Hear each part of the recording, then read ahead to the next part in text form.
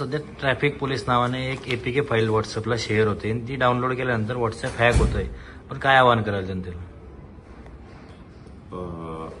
मी असं स्पेसिफिक ट्रॅफिकचं ही जे काही मॉडस ऑपरंडी आहे, जे सायबर क्रिमिनल्स ऑनलाईन फ्रॉड करण्याकरिता प्रत्येक वेळी नवीन नवीन आयडिया लावणार आहे.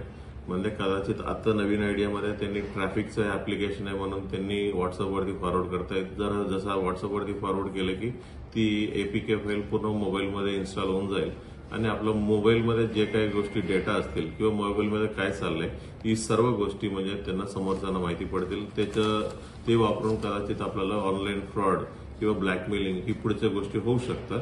म्हणून म्हणजे ही ट्रॅफिकच्या नावाने असो किंवा कोणताही बहाणा बनवलं, नवीन कोणत्याही गोष्टी ऍप्लिकेशन किंवा नवीन काही URL पाठवला त्याच्यावरती क्लिक करायचं नाहीये असं वारंवार सूचना देतो. आताही मी सर्व लोकांना आवाहन करू इच्छिते, कोणताही APK फाईल किंवा नवीन URL अनोळखी माणसाकडनं काय आलं तुम्ही त्यांना क्लिक करू नये. जरी कोणताही ऍप वगैरे डाउनलोड बी करायचं असेल त्यांच्या अधिकृत वेबसाईटमध्ये जावी आणि अधिकृत वेबसाईटमधून तुम्ही डाउनलोड केलं तुम्हाला सेफ्टी राहण्याची शक्यता आहे. काय पावलं उचलायला हवीत?